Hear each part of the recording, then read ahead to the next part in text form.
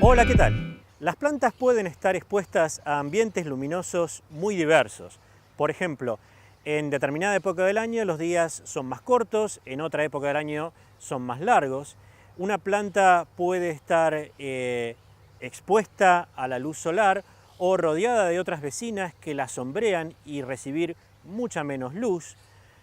Una parte de la planta o una semilla, por ejemplo, puede estar enterrada en el suelo o puede encontrarse en la superficie del suelo y estar expuesta a la luz. A su vez, esa semilla en la superficie del suelo puede estar sombreada por otras plantas vecinas o no. Es decir que hay un ambiente luminoso bastante complejo al que la planta puede estar sometida. Las plantas son capaces de obtener información de ese ambiente. Pueden percibir la luz y modificar la forma y funcionamiento de su cuerpo en función de la luz que reciben. Eso les permite ajustarse a las distintas condiciones en donde tienen que vivir, porque obviamente no es lo mismo para una planta, por ejemplo, vivir rodeada de vecinas que la sombrean y le están quitando luz para fotosíntesis, o aislada y expuesta a niveles altos de radiación. O no es lo mismo para una semilla germinar cuando está enterrada a una profundidad muy grande en el suelo o cuando está expuesta a la luz, etc. Esto es posible gracias a la presencia de receptores fotosensoriales en las plantas que lo que hacen es conectar el ambiente luminoso con el crecimiento y el desarrollo de las plantas. Vamos a ver algunos ejemplos, síganme. Fíjense, por ejemplo, estas plantitas de pasto miel en la misma Facultad de Agronomía, donde al estar expuestas a la radiación solar en un ambiente donde las vecinas son todas cortitas, lo que hacen es colocar los vástagos en posición horizontal. Las hojas están bien pegaditas al suelo y eso les permite capturar la luz que está incidiendo sin mayor competencia de las vecinas. Fíjense ahora estas otras plantas, también de pasto miel, pero que están en la presencia de vecinas que le están cambiando el ambiente luminoso. En parte se sombrean entre sí, en parte se están reflejando la radiación que no es absorbida por los pigmentos fotosintéticos, como es el rojo lejano. A diferencia del caso de las plantitas que tenían sus vástagos de manera horizontal, acá vemos la posición mucho más erecta. Si las plantas son mucho más altas, y eso es porque están en una situación de competencia con plantas vecinas. ¿Cómo hacen las plantas para darse cuenta de la diferencia entre este caso y el anterior?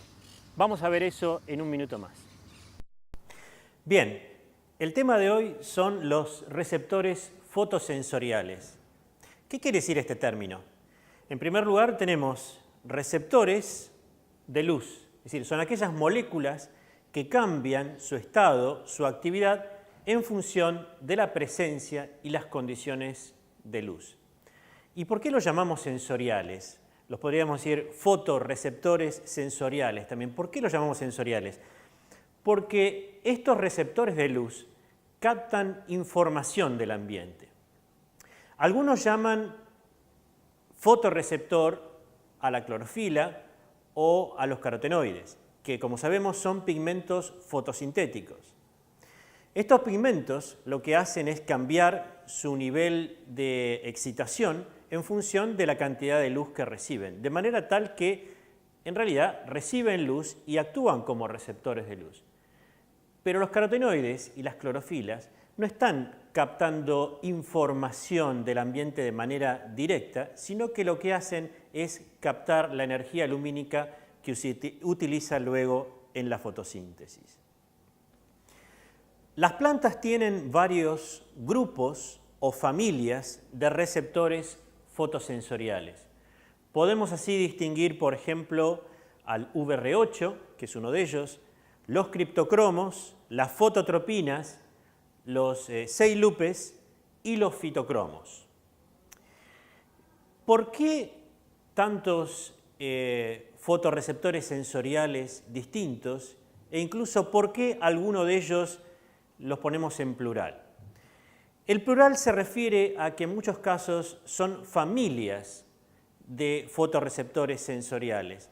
Esto significa que la planta posee varios genes que codifican, por ejemplo, para distintos fitocromos. Arabidopsis thaliana tiene, por ejemplo, fitocromo A, fitocromo B, fitocromo C, fitocromo D y fitocromo E. Otras especies tienen grupos parecidos de fitocromos, pero no necesariamente iguales.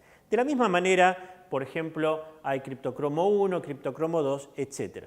Es decir que muchos de estos son a su vez familias. ¿Para qué entonces tantas familias distintas y diferentes miembros dentro de una misma familia? Esto le permite a la planta un mejor control de cómo va a modificar la fisiología y la forma de su cuerpo en función de la información que recibe del ambiente luminoso. ¿Qué quiere decir? Estos fotorreceptores sensoriales van a poder percibir distintos aspectos del ambiente y, por otro lado, van a poder controlar en cierta medida diferentes respuestas fisiológicas y morfológicas de la planta. Por ejemplo, el VR8 es un receptor de radiación ultravioleta B principalmente. Los criptocromos, fototropinas y ceilupes se activan principalmente con luz azul y los fitocromos son receptores de luz roja y rojo lejana, como vamos a ver más en detalle en unos minutos más. Entonces, estos van a poder ver radiación en distintos rangos o distintos aspectos del ambiente luminoso. Pero además van a estar conectados a distintas respuestas. Por ejemplo, los fitocromos son muy importantes para controlar si una semilla va a germinar o no en muchas especies y en muchas condiciones, o si una planta va a ser más alta o más baja. Las fototropinas, por ejemplo, son importantes para controlar las respuestas fototrópicas, es decir, el crecimiento, por ejemplo, en dirección a la luz. Los criptocromos son importantes en el control de la floración. El VR8 en algunas respuestas que tienen que ver con protegerse del daño que provoca la radiación ultravioleta. Esto es bastante más complejo, hay cierta superposición entre lo que hacen los receptores y eso también es importante para la planta, pero tenemos que entender que esta multiplicidad le ofrece a la planta una ventaja, el poder percibir distintas señales y controlar distintos procesos. ¿Qué son, desde el punto de vista bioquímico, los receptores fotosensoriales? ¿Cómo hacen para absorber luz y transmitir luego esa información a los procesos que, por ejemplo, controlan el crecimiento, la germinación, la floración, etc.? Bueno, hay que tener en cuenta que, como dije recién, los criptocromos, fototropinas, ceilupes y fitocromos absorben luz en la zona del visible, el azul, el rojo. Todos estos receptores fotosensoriales son proteínas y las proteínas de por sí no absorben en la zona del visible. ¿Cómo hacen estos entonces para absorber radiación en la zona del visible? En realidad, estas proteínas están formadas por una apoproteína y un cromóforo que se le pega por un proceso bioquímico y que es el que le permite absorber radiación en la zona del visible. Entonces, por ejemplo, los criptocromos, las fototropinas, los fitocromos tienen, además de ser apoproteínas distintas, porque están codificados por genes distintos, tienen cromóforos distintos. Esa combinación es la que realmente hace posible que puedan percibir distintos colores de la radiación, distintas longitudes de onda. El caso del VR8 es un poco distinto, porque, como ya sabemos, las proteínas pueden absorber radiación en la zona del ultravioleta. Y entonces, en el caso del VR8, son algunos de los residuos aminoacídicos de la misma proteína los capaces de absorber la radiación ultravioleta.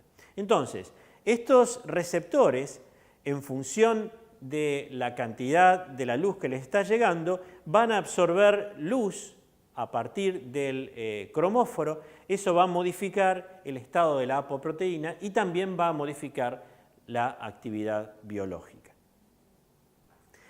Los fitocromos son un poquito más complejos, por eso nos vamos a detener en ellos durante algunos minutos. En este esquema tenemos el fitocromo representado como PR o como PFR. ¿Qué quiere decir eso?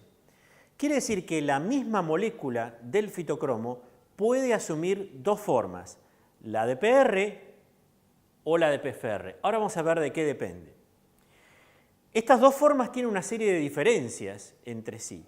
Una de ellas es que la forma PR tiene su pico máximo de absorción en la zona del rojo, aproximadamente en los 660 nanómetros. Por el contrario, la forma PFR tiene su máximo de absorción en el rojo lejano, alrededor de los 730 nanómetros. Además, en el gráfico podemos ver una serie de flechas. Algunas de ellas dependen de la luz y otras no dependen de la luz. Vamos a empezar por esta. Es una de las flechas que no depende de la luz y se refiere a la síntesis. El fitocromo es siempre sintetizado en la forma de PR. Vamos a esta otra. Esta otra flecha tampoco depende de la luz y se refiere a la acción biológica. Si bien el fitocromo es sintetizado solo como PR, por el contrario, el PFR es la única de las dos formas que tiene actividad biológica. ¿Qué significa esto? Solamente el PFR puede cambiar algo en la planta. Por ejemplo, puede estimular la germinación, por ejemplo, puede reducir el crecimiento del tallo o cambiar el momento de floración en determinadas especies. Pero nada de eso lo puede hacer el PR. Estas dos flechas corresponden a la acción de la luz. Como dijimos antes, el PR absorbe de manera máxima en la zona del rojo. ¿Qué le pasa a la molécula cuando absorbe luz? Pasa de su estado basal al estado excitado. Una vez que está en el estado excitado, se relaja, pero no vuelve a ser PR, sino que pasa a la forma de PFR. Es decir, el empujón que le da la energía de excitación la lleva de la forma PR hacia la forma PFR.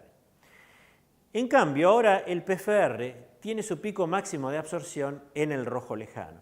Esta otra flecha representa el caso en que la planta es expuesta a radiación rica en rojo lejano, el PFR pasa de su estado basal a su estado excitado y cuando se relaja lo hace en la forma de PR.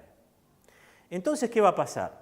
Si la planta o la semilla está en oscuridad, el fitocromo se sintetiza en la forma de PR, la forma inactiva. Si recibe luz, particularmente si recibe luz rica en rojo, el fitocromo puede pasar de su forma inactiva, PR, a su forma activa, PFR, y disparar respuestas biológicas. Pero esas respuestas biológicas son reversibles si la planta encuentra un ambiente rico en rojo lejano. Esto es importante porque, por ejemplo, las plantas vecinas que tienen pigmentos fotosintéticos en sus hojas, por ejemplo, van a absorber buena parte del rojo, buena parte del azul, pero no van a absorber tanto al rojo lejano. El rojo lejano es mayoritariamente reflejado por las hojas y transmitido. De manera tal que si una planta está aislada de otras plantas vecinas, recibe luz del sol, que es rica en rojo, y va a tener un nivel elevado de PFR.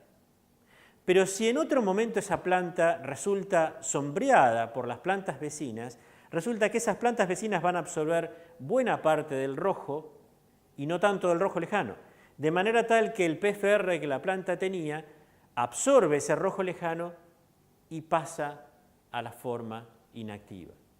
Entonces, una planta que está aislada de plantas vecinas y recibe una alta proporción de rojo, tiene fitocromo en su forma activa que va a, por ejemplo, inhibir el crecimiento del tallo. La planta no está compitiendo con vecinas y el tallo no crece tanto.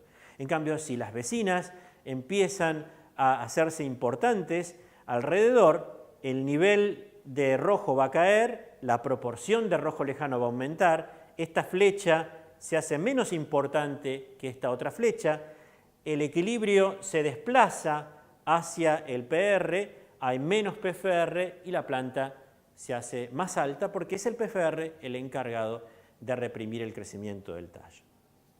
Me queda una flechita acá abajo que no depende de la luz, sino que depende de la temperatura. ¿Qué es lo que pasa?